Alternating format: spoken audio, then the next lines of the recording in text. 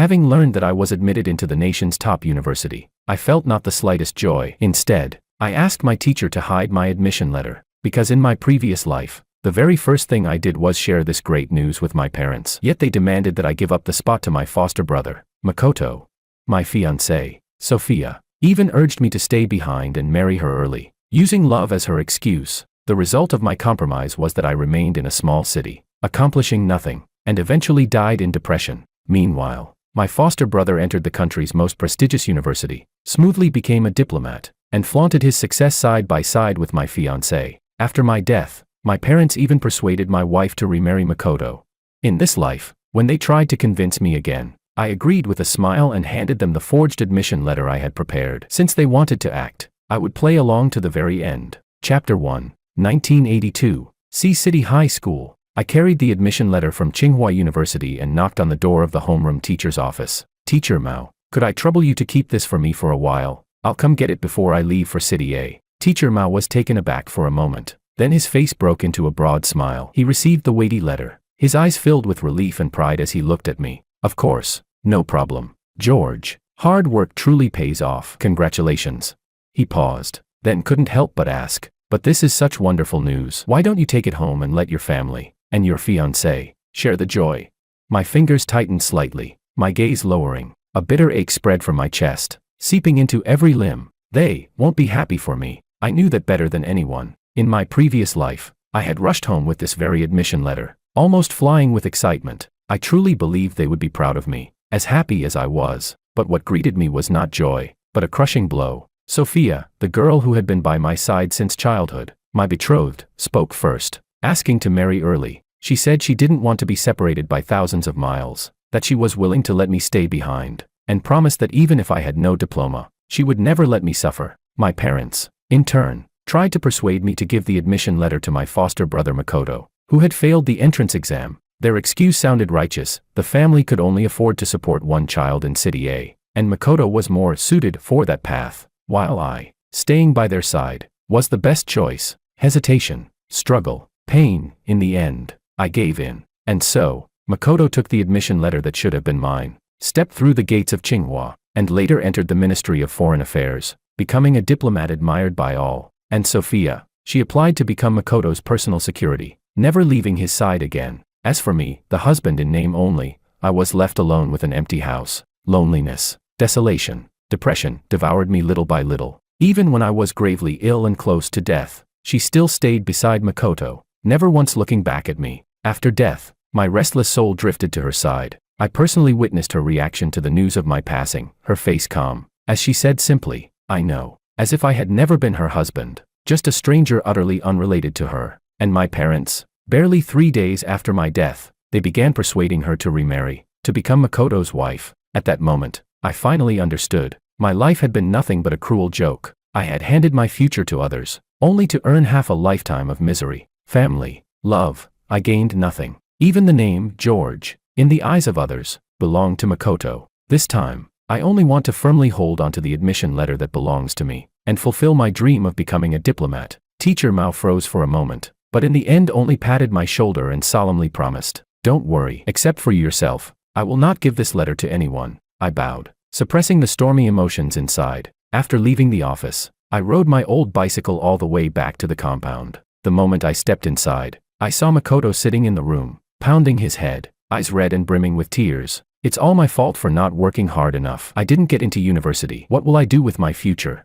My mother rushed to comfort him with aching tenderness, wiping away his tears. My father sighed beside them, while Sophia suddenly stood up and grabbed my wrist. Her tone was commanding, leaving no room for refusal. "George, you should give your admission letter to Makoto." I was stunned, not even having time to reply before her attitude softened abruptly, her voice turning almost into a plea. "If you go to university, we'll be separated for a long time. I can't bear that.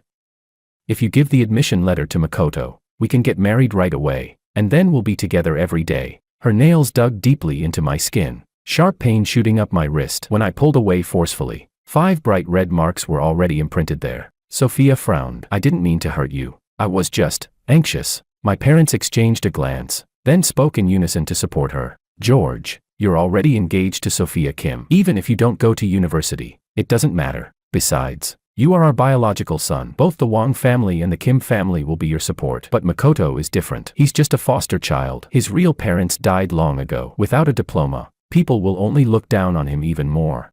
In my previous life, it was under such so-called persuasion, the three of them echoing one another, that I softened and gave away my admission letter. And what did I gain in return?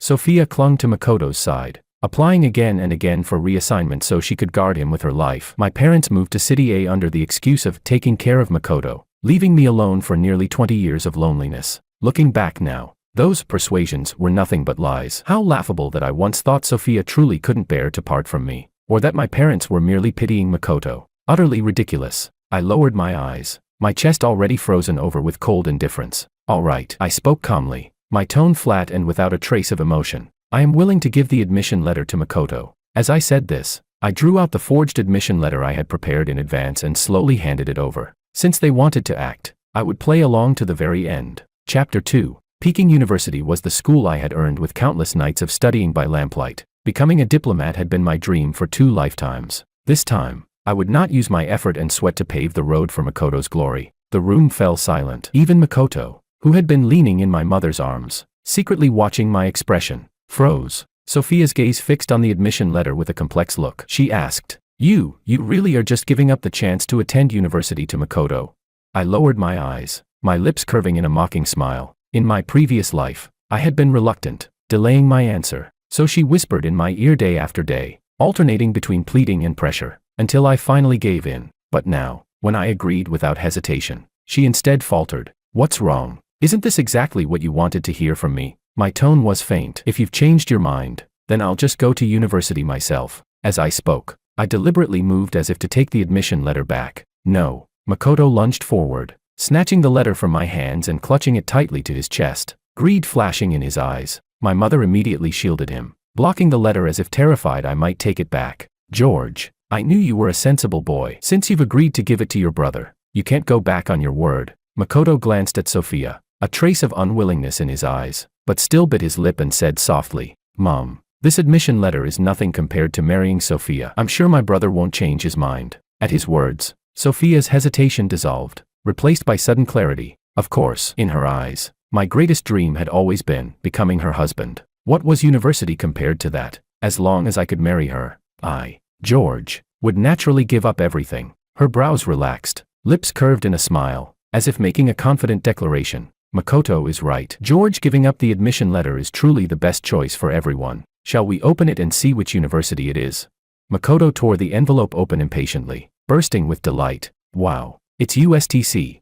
Clutching the fake admission letter, he beamed at me. "Brother, thank you. I'm already looking forward to registration day." In my past life, he had said the same, his gratitude hiding the knife behind his smile. And I had been so foolish as to sincerely entrust him with my dream of diplomacy. This time, I only smiled faintly. "So am I. I'm looking forward to it too. Looking forward to personally reporting to Peking University myself." Sophia clearly misunderstood, assuming I was genuinely happy for Makoto, and for once showed me a hint of tenderness. "George, now that Makoto's admission is settled, let's go register our marriage." My father and mother immediately chimed in, pushing me and Sophia toward the door in a hurry, afraid I might change my mind and take the letter back. Before I could respond, we hadn't even left the compound long when footsteps came from behind. Makoto jogged up, wrapping an arm around my shoulder with a smile. Inwardly, I sneered. The show had only just begun. "Brother, I want to go with you too. You won't mind if I tag along when you and Sophia register, will you?" He asked cautiously, but his eyes betrayed irrepressible excitement. I was silent for a moment, then shook my head. "I don't mind, because I had absolutely no intention of registering with Sophia. A lifetime of an empty marriage had been more than enough." At the Civil Affairs Bureau, Sophia picked up the form and quickly signed her name, then handed me the pen with a smile. "George, I've signed already. As soon as you write your name, we'll be officially husband and wife." My fingers tightened slightly, but I did not move. I was still thinking of an excuse to refuse when suddenly, Makoto sneezed. Sophia's expression instantly shifted to worry. She set down the form at once, took off her army green coat, and draped it gently over Makoto's shoulders. "Did you catch a chill? Here, put on my coat." The tenderness in her expression was that of a devoted wife caring for her husband. For a moment, I felt dazed. I remembered, in my past life, not long after we married, I once saw her uniform jacket lying casually on a chair. I reached out, intending to hang it up for her, but the moment my fingers brushed the fabric, she snatched it away coldly. A military uniform is sacred. It cannot be touched casually. Back then, I had even blamed myself for being thoughtless, but now I understood. It wasn't that the uniform couldn't be touched. It was that she had never allowed me to touch her true tenderness. Comrade, are you still filling out this marriage application? The staff member looked up, eyes carrying a trace of complexity and sympathy. I snapped back to reality, my gaze falling on the two figures before me, looking for all the world like lovers in the throes of passion. The corner of my lips curved upward as I picked up the form. Yes, fill it out. The pen danced across the paper as I boldly signed a name. Makoto. Chapter 3. After carefully checking, the clerk stamped the marriage certificate with a heavy red seal. I lowered my head, my fingertips slowly tracing those two glaring names, Makoto, Sophia. The corners of my lips curved into a silent smile. Sophia, in this lifetime, I will personally fulfill your wish with Makoto. I closed the two marriage certificates and handed them to her. She raised her brows in mild surprise. You're not keeping one for yourself? I shook my head. No, it wasn't my marriage. It wasn't my certificate. What meaning would it have in my hands? Sophia thought nothing of it, assuming I only did it for convenience. She casually slipped both certificates into her pocket, not even bothering to glance at them. On the way out of the Civil Affairs Bureau, she fussed over Makoto nonstop, tightening the coat draped over his shoulders, her eyes brimming with concern, and I walked behind them, like an irrelevant stranger. When we passed a photo studio, Makoto tugged at Sophia's sleeve, his eyes pitiful. Sophia, I've never taken a photo before. Will you come with me? Without hesitation, her voice gentle, she said, of course. I watched them walk into the studio together, standing shoulder to shoulder before the red backdrop. Makoto's eyes curved with a bright smile, and Sophia's usually cold, aloof face overflowed with tenderness. The sight stung my eyes. In my past life, until the day I died, I never had even a single photo with her. Every time I asked, she would reply coldly, I don't like photos, rejecting me outright. But now I understood. It wasn't that she disliked the camera. She only disliked facing the camera with me. When they came out with the photo in hand, chatting and laughing, Sophia suddenly seemed to remember something. She hesitated before speaking. Today is the day we registered our marriage. Why don't we take a photo too? I froze for a moment, then chuckled softly and shook my head. No need. Fate was truly mocking. What I could never obtain in my previous life, no matter how humbly I begged, even to the grave, was now offered to me so easily in this second chance. But this time, I no longer wanted it. As soon as I spoke, Makoto looked at me with reddened eyes, his voice trembling like a sob. Brother, are you angry that Sophia and I took a photo? I really just wanted to experience what it's like. I didn't mean anything else. Before I could reply, Sophia's face darkened. She stood in front of him protectively. Makoto is your brother, and I'm family with him too. It was just a photo. Can't you even tolerate that much? I lowered my head, my lips twisting into a bitter smile. In her eyes, George, didn't even deserve a place in a single photograph. My fists clenched tight, the knuckles turning white. Again, I hadn't even spoken a harsh word, yet simply because of Makoto's casual complaint, Sophia instantly blamed me without question. A pang of bitterness spread through my chest. I took a deep breath, forcing down the surge of emotions. Just about to explain, I didn't. Before I could finish, a sudden cry of alarm rose behind me. Instinctively, I turned my head, only to see a jeep spinning out of control, barreling straight toward us. Watch out. Sophia reacted the fastest. She instantly pulled Makoto into her arms, retreating quickly, and I, too slow to dodge, was struck hard, thrown to the ground by the impact of the vehicle. Crack. Agonizing pain shot up from my ankle, spreading through my entire body. I could almost hear the sound of bones grinding out of place. My lips were bitten nearly to the point of bleeding, and with difficulty I forced out a breath from my throat. Sophia. But what answered me was her anxious voice. Makoto, are you hurt? I struggled to lift my head, only to see her carefully examining Makoto, terrified that he might have even the slightest scratch. Makoto, pale with fright, clutched her with trembling sobs. No. I'm just so scared. The car almost. Sophia gently patted his back, soothing him softly. Don't be afraid. I'm here. I won't let you suffer even the tiniest harm. That scene overlapped with a memory, stabbing painfully into my heart. When I was a child and nearly drowned, it was she who leapt into the river without hesitation to save me. She had once solemnly promised me, George, I won't let you suffer even the tiniest harm. But now, she had long since forgotten those words, and yet, she repeated the very same vow, for another man. I forced back the sting in my eyes, enduring the searing pain in my ankle as I slowly pushed myself up. Only then did she spare me a glance, her brows knitting slightly. Why didn't you dodge? I pressed my lips together without answering. Dodge? I was just an ordinary man, not a soldier, not a hero. How could I possibly avoid a car speeding straight toward me? She seemed to realize she had spoken too harshly. Her gaze lingered on my swollen ankle, and after a moment of hesitation, she spoke again. Forget it. I'll take you to the hospital. But just as she reached out her hand, Makoto's tear-filled eyes tugged at her sleeve, his voice trembling. Sophia. I know my brother is hurt, but I'm really scared. What if another car loses control?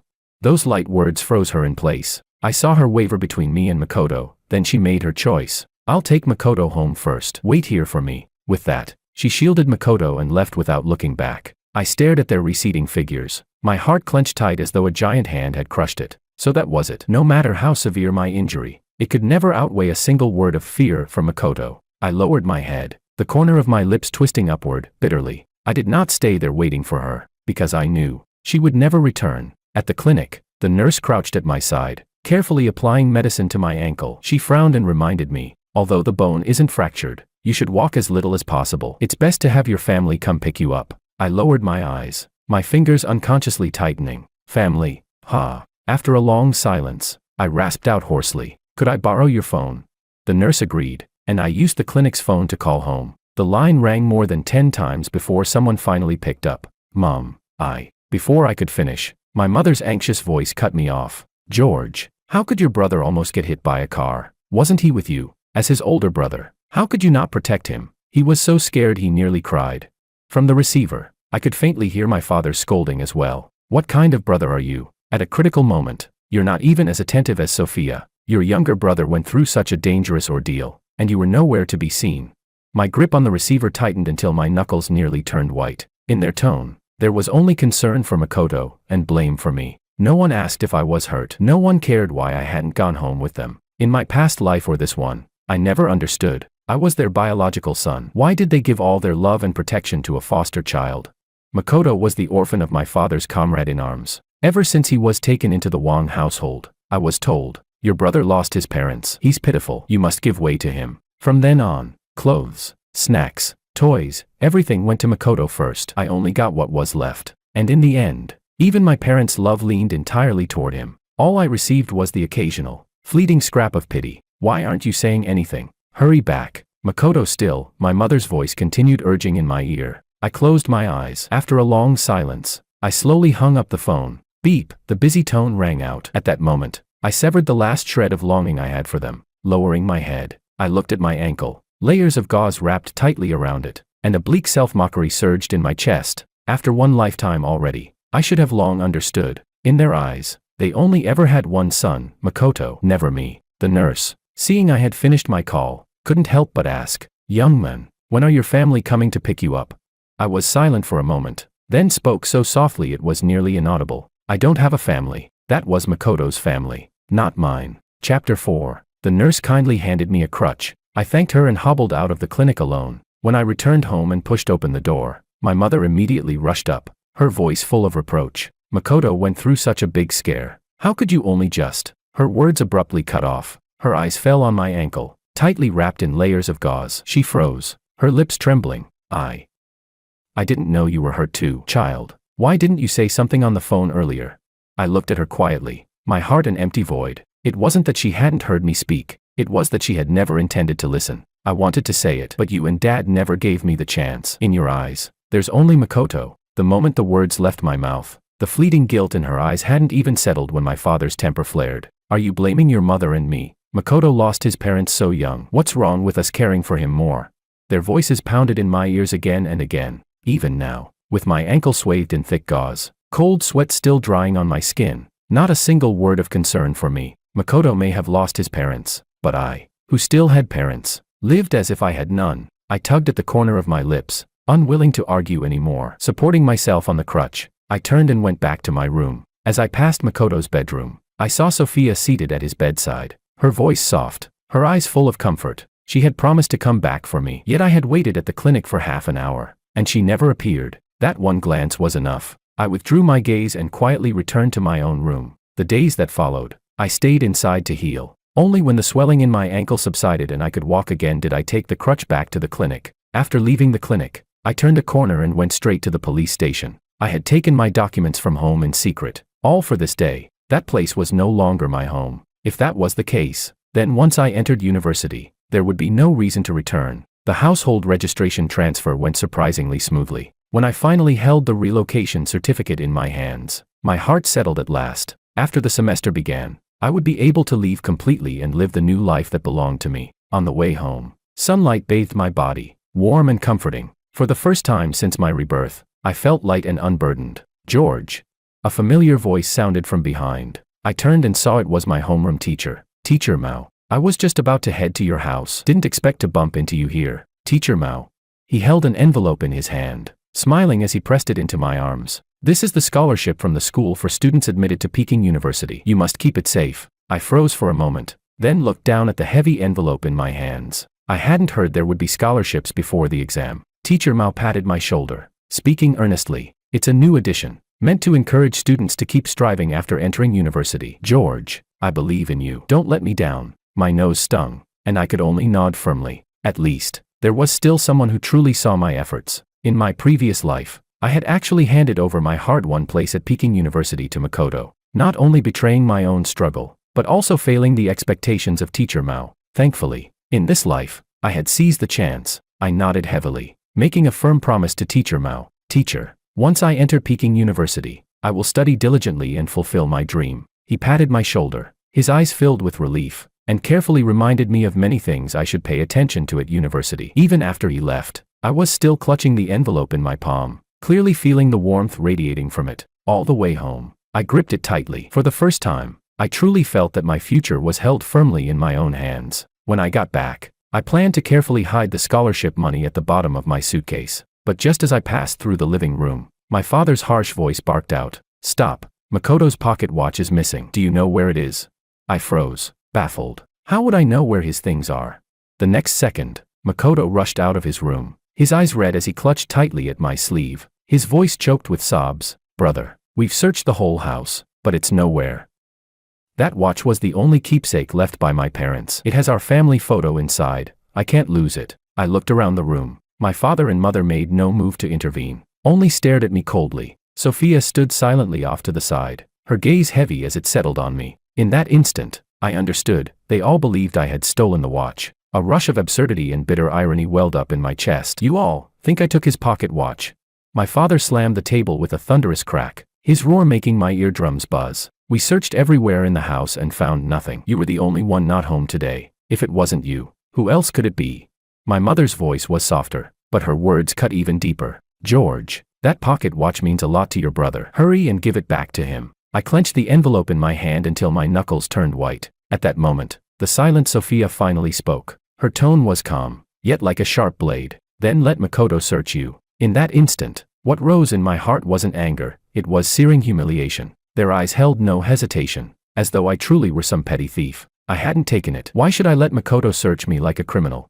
I yanked my arm free, my gaze sweeping across their suspicious faces, a chill sinking into my chest. I already said I didn't take his watch, and I won't let him search me. With that, I no longer looked at their expressions and turned toward my room. "Brother, that watch means the world to me." Makoto hurriedly grabbed my sleeve again. In the struggle, an envelope slipped from my hand to the floor, revealing a neat stack of bills inside.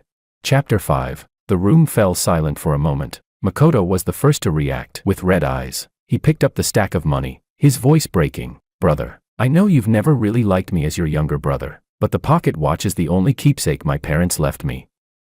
How could you steal it and sell it?" I froze where I stood, my chest struck by a heavy blow. I hadn't expected the money to fall out. I didn't. "This money is," I hurried to explain, still trying to argue. Smack. My father's palm cracked across my face, whipping my head to the side. My ears rang, and the taste of blood filled my mouth instantly. His eyes blazed with fury as he glared at me, each word like a hammer. "You dared to steal and sell Makoto's parents' keepsake. How am I supposed to face my old comrade when I die?"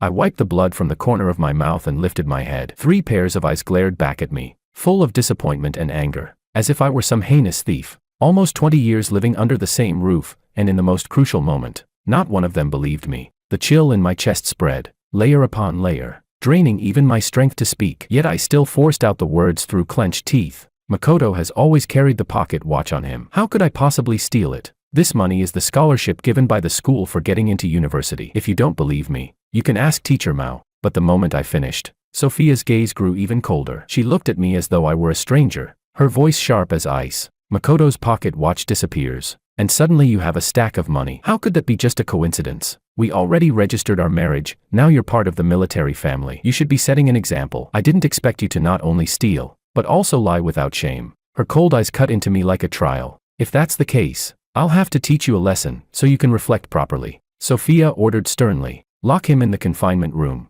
I was stunned, staring at her icy eyes. In my mind suddenly flashed the image from my past life, when she heard of my death, her indifferent, careless expression. In that instant, I finally understood. The figure who once swore in our youth to protect me for life, had shattered into dust. I was thrown into the confinement room without mercy. Darkness pressed in from all sides, so dark I couldn't tell day from night. I curled into the corner, hugging myself tight. No food, no water, hunger, cold, humiliation, they gnawed away at my sanity, one layer at a time. I didn't know how long had passed before the door was finally opened. The commander says you can leave now. Blinding sunlight stabbed into my eyes, forcing them shut. Only after a long while did I manage to adjust, dragging my weakened body step by step back home. Brother, I'm really sorry. Makoto hunched his shoulders, feigning fear of my anger. I found the pocket watch in the gap by my bed. We wronged you. Before I could speak, my father cut in first. What's there to apologize for? It did him good to spend some time in the confinement room, to temper his character. My mother's eyes flickered, not daring to meet mine. She only added,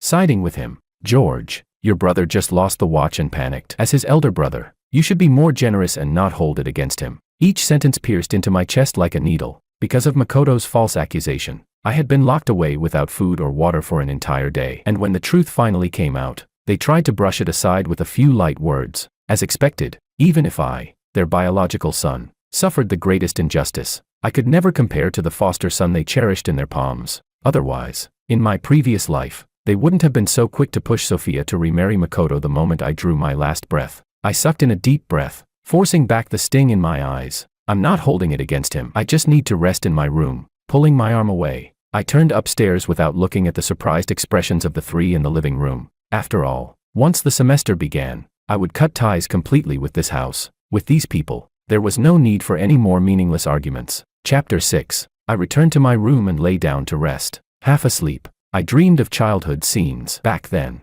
my parents would still lift me high into the air, their eyes filled with affection and laughter, as if the whole world revolved around me. But the image vanished in an instant. They were holding Makoto's hands, one on each side, while the younger me trailed behind, stretching my arms desperately, yet never again touching that warmth that should have been mine. Their happy silhouettes together formed a gulf I could never cross. In the dream, I wept. A single tear slid from the corner of my eye and disappeared into the darkness.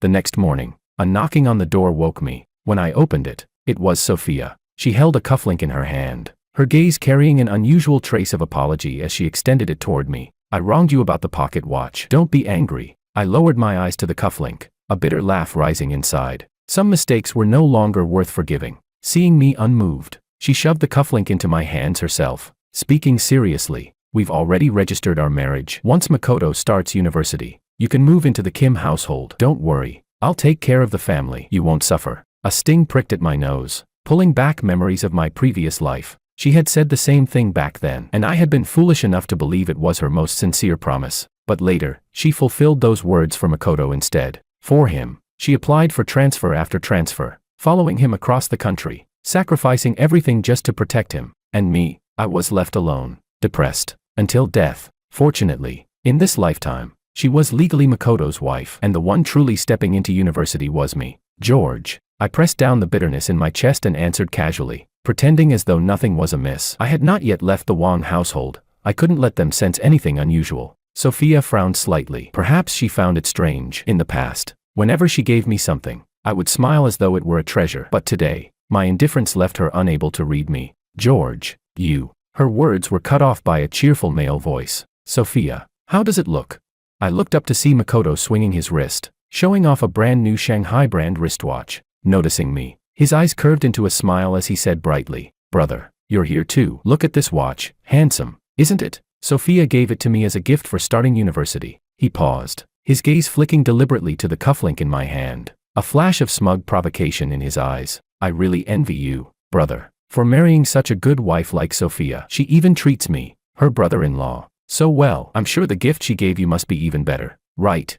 Inside, I sneered. Outwardly, I only gave him a light glance. No need to envy me. After all, you're the one who's her husband. Without another word, I turned and walked straight out the door. It was almost time to report to Peking University. I needed to hurry and buy a train ticket. On the way, I passed a garbage dump and tossed the cufflink in without hesitation. It was just an accessory, nothing more. I didn't need it. After standing in line for 4 full hours, I finally bought a ticket for the first train to City A 3 days later. I tucked it carefully into the innermost pocket of my clothes, and only then did I feel secure. Back home, I began packing. Other than a few necessary clothes, I didn't intend to take anything else. The things of the Wang household would stay with the Wang household. I was nearly finished when Makoto burst in from the gate, crying, with my father and mother flustered behind him, and Sophia pressing him with anxious questions. Makoto collapsed onto the table, his eyes swollen like walnuts, sobbing so hard he could barely breathe. Brother told others the admission letter was his. Now everyone is calling me a fraud who stole his place. I can't live with this shame. George, how dare you? My father shook with rage. Even my mother, who usually could spare me some patience, snapped in anger this time. You clearly promised to give the admission letter to Makoto. Why would you go tell others otherwise? Are you trying to drive your brother to his death? I froze on the spot, an icy chill seeping into my bones. I didn't. My hoarse voice was instantly drowned by their fury. Even knowing deep down that explaining was pointless, I still couldn't help but defend myself. But my father cut me off coldly. Do you think Makoto would risk his own reputation and future just to slander you? He raised his hand high, his gaze sharp, roaring. You must apologize to Makoto in front of everyone. Admit that you slandered him out of jealousy. Otherwise, I'll beat you to death. You unfilial son. I stood my ground stubbornly, silent. I kept telling myself, they've never truly loved you. Don't be sad. Don't expect anything. But my eyes still reddened uncontrollably. I hadn't done it. I would never admit to something I didn't do. Yet the slap I was bracing for never landed. A slender figure stepped in front of me. Sophia. My heart lurched, almost believing that this time, she was finally standing by my side. But the next second, her icy voice cut through the last thread of hope like a blade. Don't hit him. He's already injured. If people think we forced a confession out of him, it will damage Makoto's reputation. We need him to apologize willingly. In that instant, the tiny spark of warmth that had just flickered inside me was snuffed out. My heart froze over completely. I forced a bitter smile onto my lips, uglier than crying. I won't apologize. The moment the words fell, Makoto's tears flowed harder, his shoulders trembling. Sophia immediately bent down, tenderly wiping his tears, her tone full of pity and comfort. But when she raised her head to look at me again, her familiar face carried only coldness and unquestionable authority. If you don't apologize, I'll go straight to the Civil Affairs Bureau and file for divorce. She was certain that I would never let her go, because she knew, from childhood to now, my greatest wish had always been to marry her. My hands hung at my sides, fingers digging so hard into my palms that blood seeped out. But inside, I knew better than anyone, I couldn't let her go. If she went to the bureau, she would discover that the marriage certificate bore Makoto's name, and with her sharp instincts, she would trace it back and uncover that the admission letter was fake. I couldn't take that gamble. After a long, burning silence, my throat seared like fire. I forced out a few hoarse words. Fine, I'll apologize. And so, in front of the entire compound, I held a self-criticism letter in my hands. Like a criminal, I read out each word, admitting to a crime that never existed. Because I failed to get into university, I grew jealous of Makoto and spread false rumors. Neighbors gathered in small groups, their pointing fingers and judgmental stares stabbing into me like knives, stripping me bare. All I could do was lower my head and let the humiliation devour me bit by bit. So it was the Wang family's eldest son who slandered the younger one. I used to think George was a good kid. Turns out he not only failed his exams but also smeared his own brother. Wang family sure was right to adopt the younger son. He's promising. The elder one's useless, bad character, no degree. Each mocking voice pierced my ears like an awl, stabbing deep into my chest. I had never endured such humiliation. Their scornful gazes pinned me in place like countless sharp thorns. Veins bulged on my arms, yet I had no way out. All I could do was clutch the paper tighter and finish reading the last line. Here, I apologized to Makoto. The moment the words left my lips, something rotten hit my chest. A spoiled vegetable leaf. Then came rotten eggs, stones, raining down on me. Liar. Shameless. Numb. I stood there, letting the filth pelt me, darkness clouding my vision. My body froze in place until Sophia finally stepped forward, pulling me out of the crowd. But when her eyes landed on my disheveled state, her brows furrowed deeply, and she instinctively took a step back. If you hadn't told people about the admission letter, would any of this have happened? I let out a faint laugh, offering no explanation, because I knew explaining to her had never once mattered. Chapter 7. In the days that followed, I shut myself in my room. No more words. No more arguments. I simply waited in silence for the day of departure. On the day itself, the courtyard bustled with cheer. My father and mother rose early, busy helping Makoto pack his luggage, laughing as they chatted about the wonders of City A. Sophia even drove up in a jeep, her expression solemn as she came to assist. They gathered around Makoto, lively and full of joy, and I, alone in my room, quietly finishing the last of my packing. Only when they were ready to set off did they realize they hadn't seen me all morning. Sophia came to my door, knocking lightly, her brows furrowed. "You're not coming with us to see Makoto off?"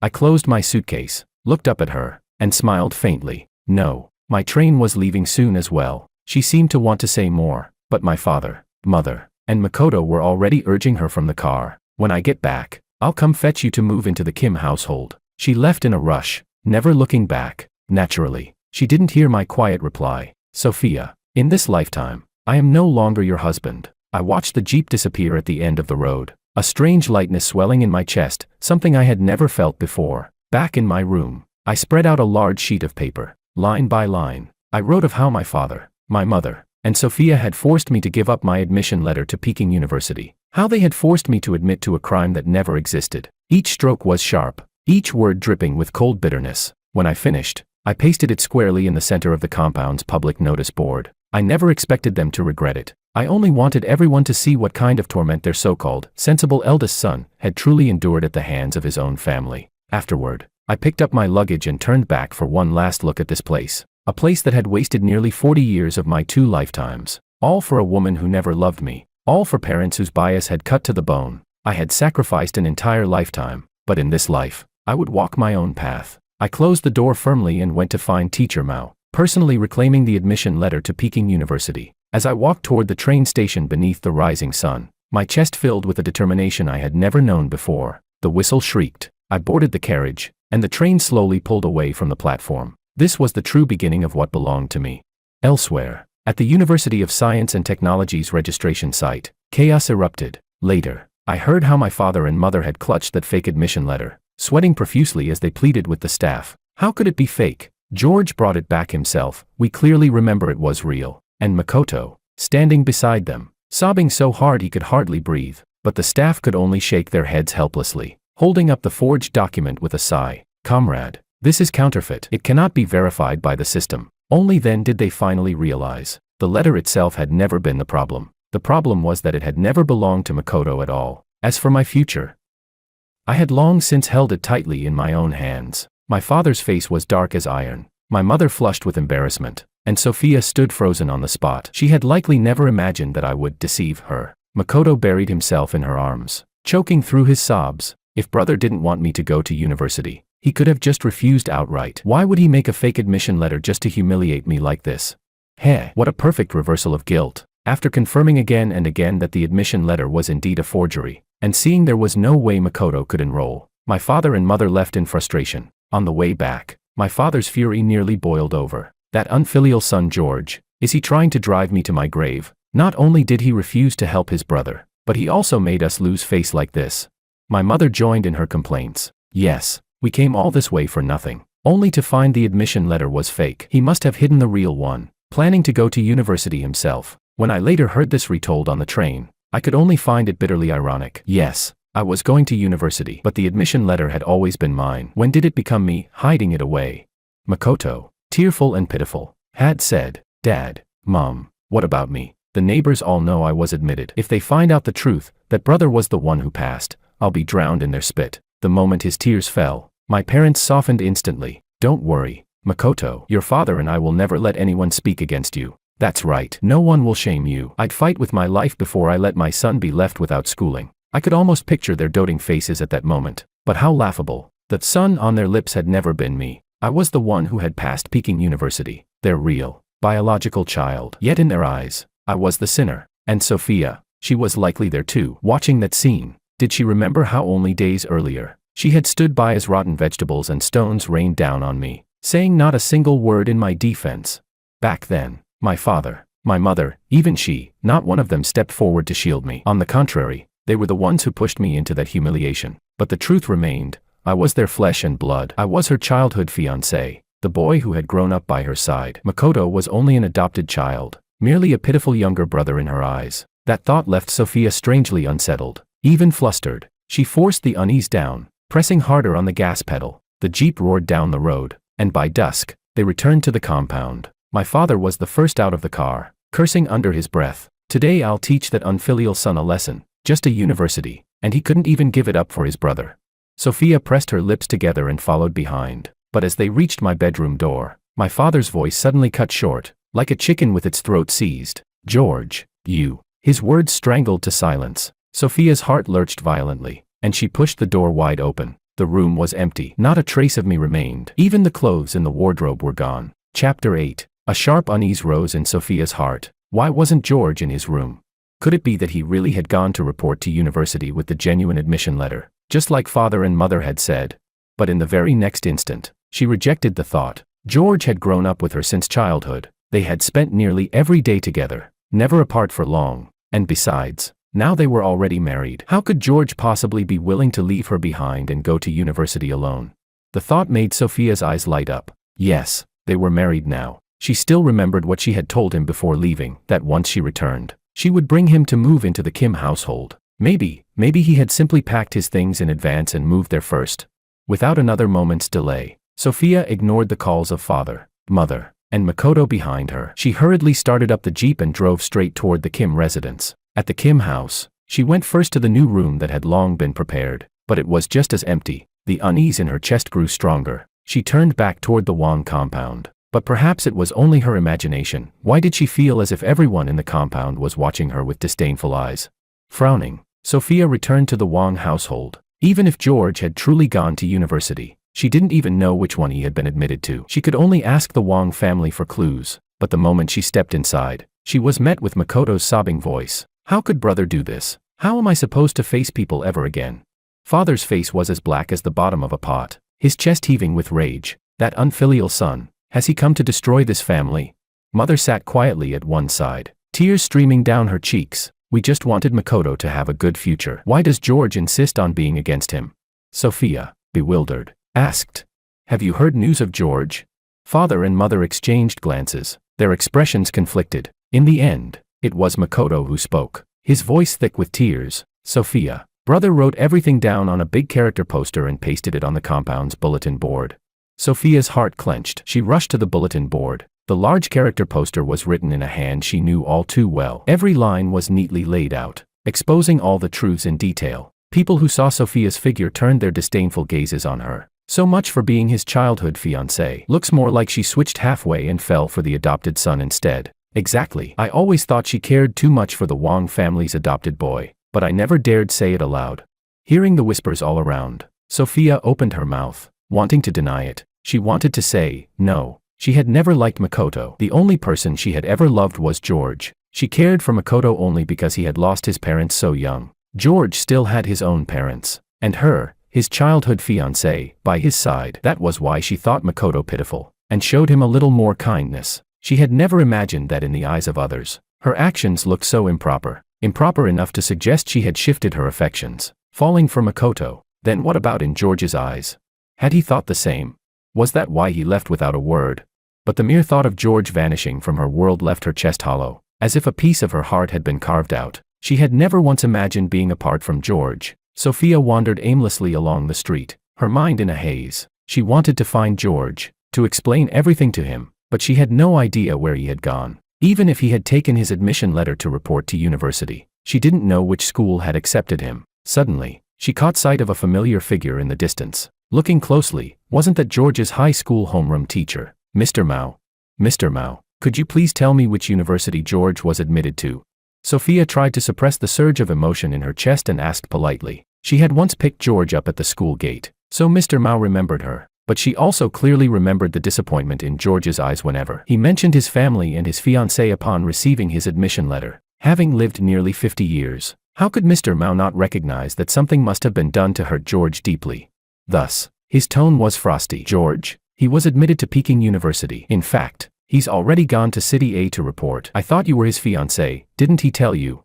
It had already been a full day and night since George left for City A. By now, he would have completed his registration. There was no longer any worry about anyone being able to stop him. Peking University, City A. Mr. Mao's words struck Sophia like a heavy hammer, leaving her frozen in place. She never imagined that George's university would be Peking University, thousands of miles away, and that he had already departed. Mr. Mao went on, "Not long ago, I even gave him the scholarship our school awards to students admitted to Peking University. Didn't he mention it to you?" George had spoken about the scholarship, but at that time, Makoto's pocket watch had gone missing, and all of them had accused George of stealing it to sell for money. No one had believed his explanation. Not only that, she herself had ordered him to be locked in the confinement room. For the very first time, Sophia felt the crushing weight of regret. So George had endured so much injustice all along. Then, would he ever come back? No, we are already legally married. He has to come back.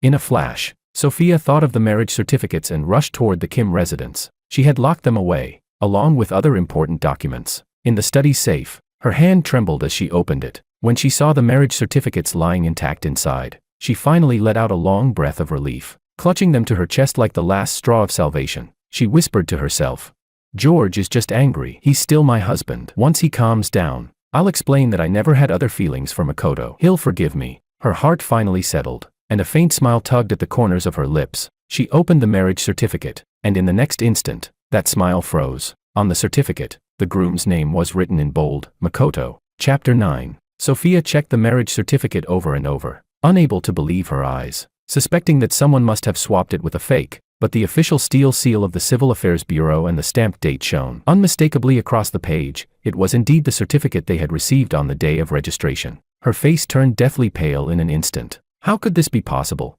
Why was Makoto's name on the marriage certificate? She clearly remembered George signing his name on the marriage application form. Then, like a flash of lightning, the memory struck her. At the moment George signed, she had been fussing over Makoto's cold, not paying attention to what George had actually written. Sophia staggered back a few steps, barely able to keep her footing. Her hand holding the marriage certificate trembled uncontrollably. Why had George signed Makoto's name on the certificate? He was the one engaged to her. Could it be, just because she, together with father and mother, had asked him to give up his university admission letter for Makoto? But she had only considered that Makoto had already lost his biological parents. Without a degree, his chances of finding a good job and starting a family would be almost impossible. George was different. He had his parents, and he had her, his childhood fiancée. Even if he had no diploma or career, she would still marry him and stay by his side. Why couldn't he understand that? Why had he pushed things so far, leaving home, and even writing Makoto's name on the marriage certificate? The thought left Sophia frustrated, but in the next moment, unease and panic overwhelmed everything else. Every one of George's actions screamed of his determination to cut ties with the Wang family, and with her. Did that mean he truly wasn't coming back?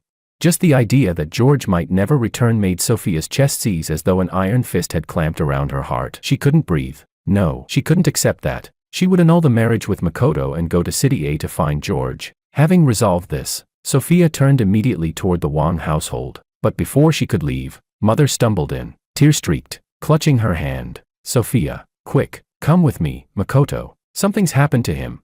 In the past, the moment Sophia heard Makoto was in trouble, she would have rushed without hesitation. But today, staring at the woman whose lips spoke only Makoto's name, Sophia, for the very first time, did not move. "Auntie," she said slowly, "George has run away from home, and no one knows where he is. Why don't you show a little concern for him?"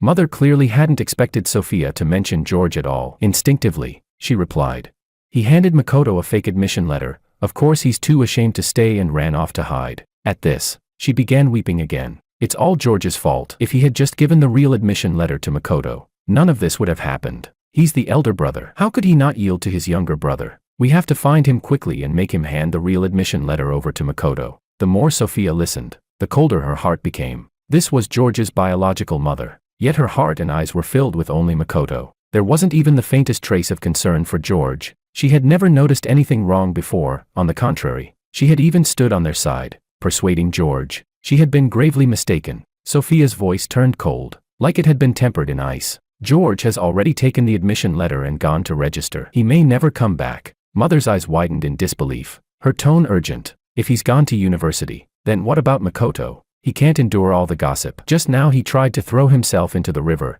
If someone hadn't pulled him out in time, he would be dead." At the mention of Makoto's suicide attempt, Sophia's expression softened slightly. After all, he was a younger brother she had genuinely cared for. How could she just stand by and watch him die? Clutching the marriage certificate tightly, she said firmly.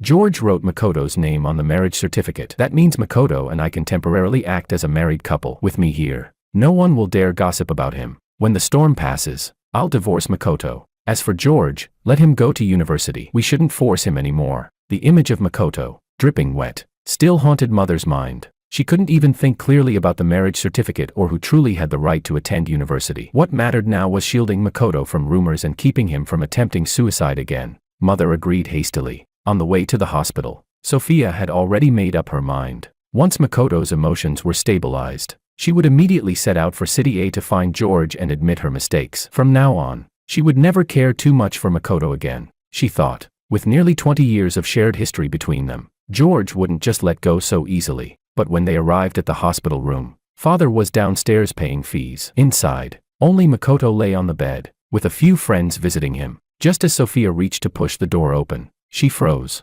Makoto's voice drifted out, sharp and venomous, completely unlike someone weakened by nearly drowning. That bastard George, how dare he trick me with a fake admission letter? What will you do then? Doesn't that mean you can't go to university?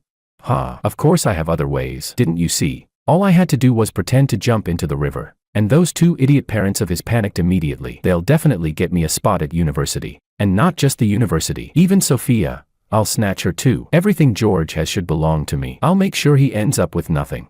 Chapter 10. With a loud crash, it was as if Sophia and Mother had been struck by lightning. What did this mean? Makoto's suicide had been staged, and what about before? The missing pocket watch, George being slandered, were those also schemes of Makoto's own making? All of it. Just to seize everything that belonged to George. Inside, the conversation went on. George is still their biological son. What if they refuse? Makoto sneered, his voice colder than they had ever heard. So what if he's their blood? After all these years of my carefully planned traps, George already holds no place in their hearts. To them, I am no different from a real son. Even Sophia, the childhood fiancée who grew up alongside him, she stands by me now. But that's still not enough. I want them all to give up on George completely. So that in their hearts, the only one they see is, bang. Sophia couldn't listen any longer. She kicked the door wide open, eyes blazing as they fixed on the smug men inside. Makoto had been chatting merrily with his friends, never expecting Sophia and Mother to burst in. Panic flickered across his face, but he quickly forced on a smile. Sophia, Mom, what are you doing here? Mother stormed forward and slapped him hard across the face, her whole body trembling with rage. Our Wang family raised you from childhood. How have we wronged you? For you to hurt my son like this? Since the day Makoto was adopted, Father and Mother had been terrified of failing their late comrade's dying wish. They had treated him better than they treated George. Every toy, every snack went to him first. At night, when they worried he couldn't sleep in a strange bed, Mother forced George to sleep alone while she stayed by Makoto's side, telling him bedtime stories. Even neighbors sometimes joked that they favored Makoto more than their own flesh and blood. Mother knew in her heart, they had never shortchanged their biological son. If anything, they had spoiled Makoto more. Yet this was the ungrateful wolf they had raised. Scheming, sowing discord, dumping filth on George's name. The memories piled up one by one until Mother lost control, landing another slap on his face. You ungrateful wretch, I regret ever bringing you into this family. The Wang family has no son like you. Makoto's cheeks swelled, twin red handprints stark against his skin, but he ignored the pain, sobbing and trying to defend himself. Mom, you misheard. I was only joking with my friends. He looked around desperately, hoping someone would back him up, but his friends, seeing trouble, had already slipped away, leaving only the three of them behind. Faced with their burning fury, Makoto's panic deepened. He grabbed Sophia's sleeve, voice trembling as he pleaded, Sophia, I didn't mean it. I was just so insecure, afraid that Mom and Dad wouldn't want me. You've watched me grow up, you understand me, don't you? Please, help me convince them to forgive me. I'll apologize to George, I swear I will. Before he could finish, Sophia yanked her arm free and shoved him to the ground with a thud. Her fists clenched so tightly they cracked, her whole body radiating a chill sharp as ice. Makoto, you will pay for every wrong you've done. Makoto knelt on the floor, weeping and begging for forgiveness, but they remained unmoved. Now, endless regret surged in Mother's and Sophia's hearts. For the sake of this cunning, poisonous man, they had driven George away. When Makoto realized that no amount of pleading could sway them, his mask finally tore away. He pointed at them and screamed, yes, I'm jealous. I'm jealous George had a real family and a childhood sweetheart. Why should he be so lucky while I had to live under someone else's roof? So what if I shed a few tears and spun some lies? You're the ones who chose to believe me. You're the ones who forced George away, it wasn't me." His words hit Sophia and Mother like a slap across the face. Yes, they were the ones truly guilty of driving George away. Sophia remembered what Teacher Mao had said, her fists tightening. She had to go to City A and find George. She didn't hesitate anymore. She strode out of the ward. At the doorway, she nearly collided with Father. His eyes were bloodshot, his face lined with grief. He had returned long ago, and had heard everything outside. In an instant, the once proud soldier seemed 20 years older. His back stooped with shame. He looked at Sophia, guilt and regret etched in every line of his face. "Sophia, where is George studying? Will he ever come back?" Behind him, Mother's eyes brimmed with desperate hope as she, too, looked at her. Sophia turned her gaze northward, her voice steady. I will find him and bring him back." Chapter 11. Inside a lecture hall at Peking University, I lifted my head from the pile of books, rubbing my sore neck. It had been almost a month since classes started, and I had fully adapted to the rhythm of university life. Reborn. I finally stepped into the campus of my long-dreamed-of Peking University. Of course, I wouldn't waste this chance. Beyond my classes, nearly all my free time was devoted to the library, soaking up knowledge like a parched sponge. Diplomacy, that was my dream, and in this life, I would never hand it over to anyone else. Closing my book, I tidied the desk and prepared to leave. By habit, I would head to the track next. After all, the body was the foundation of the revolution. Just as I stepped out of the library, a voice called from behind me. "Freshman, you forgot your student ID." Puzzled if they were calling me, I turned, only to see a radiant smile. "Nice to see you again, Junior." It was her, the girl from the neighboring school of nuclear engineering. Willow. My heart jolted. The first time I met her was on registration day. When I couldn't find my dorm, she kindly led me there, explaining the campus layout along the way. Even then, I thought she was like sunlight, bright and warm. "Senior, what a coincidence." I accepted my student ID with a touch of surprise, but she just smiled. "Not really a coincidence. I've noticed you often study in this spot at the library. When I saw your ID fall, I thought I'd return it to you." I hugged my books a little tighter, instinctively putting on a polite smile. "Thank you, Senior. I still have class, so I'll be off." Seeing how guarded I looked, she blinked, then laughed cheerfully. "Junior, what are you so nervous for? I'm not a bad person." As it turned out, she had come to ask me for help. "Our project needs someone to translate foreign academic papers. Since your foreign languages are strong, I wondered if you'd be willing." Hearing that, I secretly exhaled in relief, yet at the same time, an uncontrollable flush crept to my cheeks. So she noticed me, because of something real. Clearing my throat, I tried to cover my embarrassment. "Of course, Senior. Though I'm only a freshman, I might not be skilled enough." "Don't worry," she interrupted with another smile. "Translation needs patience and attention to detail. You can sit in the library for hours on end. I believe you can do it." Her words struck right at my heart. For a student of foreign languages, practice was essential, and her encouragement, that growth came through practice, felt tailored just for me. "Senior, I'll do it," I replied with solemn resolve. From that day on, aside from classes, I practically lived in their lab, translating papers, checking dictionaries, comparing previous translations. I gave my all to every detail, because I knew this wasn't just work. It was my first step toward the future I longed for. As the project advanced, Willow and I grew closer without realizing it. One evening, after I translated the last phrase, I stretched my aching shoulders. Willow leaned over with a secretive smile. "Junior, how about I take you out for hot pot tonight?" I froze for a moment, but a light flared in my heart. Hot pot. In this strange, lonely city, the word itself felt warmer than anything. My eyes lit up, and before I could stop myself, I blurted out, "Yes." For nearly 3 months since arriving in City A, I'd spent my days shuttling between classrooms and the lab. Meals were mostly rushed bites in the cafeteria. My stomach had long since begun to protest. That night, Willow led me through twisting streets until we stopped in front of a modest-looking shop. "Don't mind the small place. The flavor's authentic, you'll see." Skeptical, I picked up a slice of lamb, dipped it in sesame sauce, and took a bite. In an instant, warmth surged from my taste buds straight into my chest. My eyes lit up all over again. After so long without a proper meal, the satisfaction was enough to make my whole body feel light. Watching me devour the food, Willow's eyes glimmered with a quiet smile. She said nothing, yet her silence spoke volumes. As we ate and chatted, I learned more. She was a native of City A. Both her parents were researchers, and she had grown up steeped in science before choosing nuclear engineering herself. And me, a man who had lived twice, carrying secrets no one else knew. For the first time, I felt there was someone willing to sit across from me and truly listen. That meal filled more than my stomach, it filled something hollow in my heart. With my belly warm and round,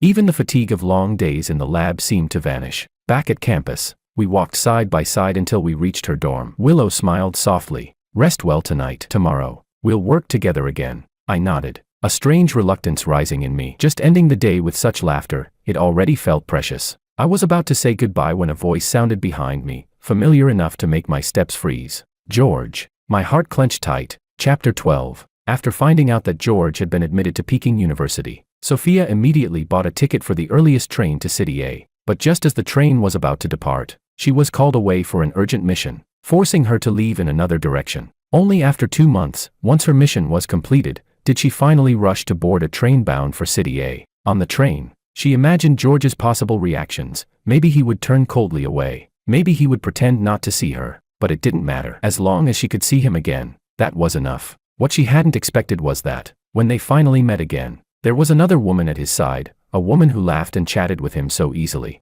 Sophia's gaze flickered with complicated emotions as she forced herself not to look at the girl beside him. George, I finally found you. I never imagined the next time I would hear that long-lost voice. It would be here, beneath Willow's dormitory. Sophia stood a few steps away, her eyes burning into me, filled with turmoil and regret. But to me, those eyes no longer had anything to do with me. I looked at her calmly, as though she were nothing more than a stranger. What are you doing here? She froze, as if pierced by my indifference. Yet the very next moment, she forced down her emotions, her voice tinged with pleading. George, your parents and I, we know we were wrong. We shouldn't have favored Makoto, shouldn't have ignored you. She went on and on about what had happened after I left, Makoto tearing off his mask, shamelessly clinging to the Wang family, my parents powerless to resist, and even herself, sacrificing her military promotion by trading her first-class merit to force through a divorce. I listened quietly, but inside, I felt no ripple. Those were her choices, her consequences. They had nothing to do with me. From the moment I boarded the train to City A, there had only been one thought in my heart: to study hard, and to become an outstanding diplomat. As for everyone else, and everything else, they no longer concerned me. Seeing me unmoved, her expression grew more desperate. She even reached out, trying to grab me. George, can you come back with me to register our marriage? Don't worry, I'll support your studies. Once the certificate is complete, I can transfer to City A as a military spouse and stay by your side. Before she could finish,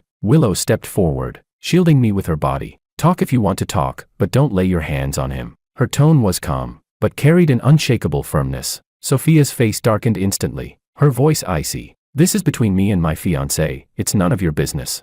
I immediately cut her off, stopping her absurd claim. Fiancé? Who? We have nothing to do with each other anymore. At most, you're just my former fiancé. At those words, Willow's lips curved in a faint smile, sharp and cool. Comrade, a woman of the new era should know how to let go. Clinging on after a breakup is hardly dignified behavior. Sophia's fists clenched tight, knuckles cracking. I knew her temper. Unless I made things absolutely clear, she would never stop. I gently signaled Willow to go on ahead. This was campus. She would be safe here. She gave me a look, clearly reluctant, but eventually walked away, glancing back with every step. Sophia mistook that look as hesitation on my part, as though I were softening. For a moment, a flicker of hope lit her eyes, but I crushed it without mercy. Sophia, leave. I looked at her calmly, my voice as cold as ice. My household registration has already been transferred to City A. For the rest of this life, I will never go back. Chapter 13. Sophia's face turned pale, her expression full of pain.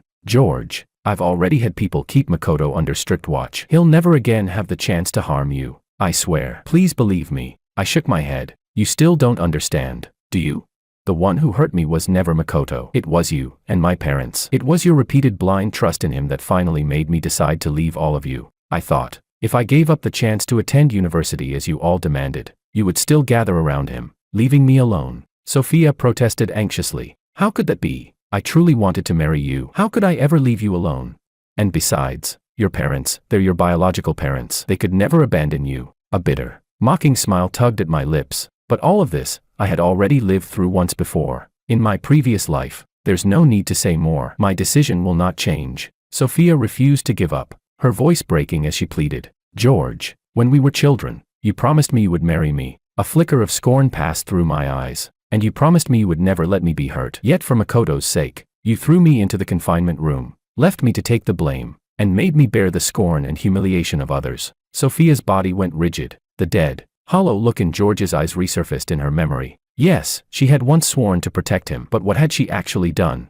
I no longer wished to argue with her. When I turned to leave, Sophia desperately tried to stop me. What about your parents? Even if you can't forgive me, they gave you life, raised you. Are you really going to sever ties with them?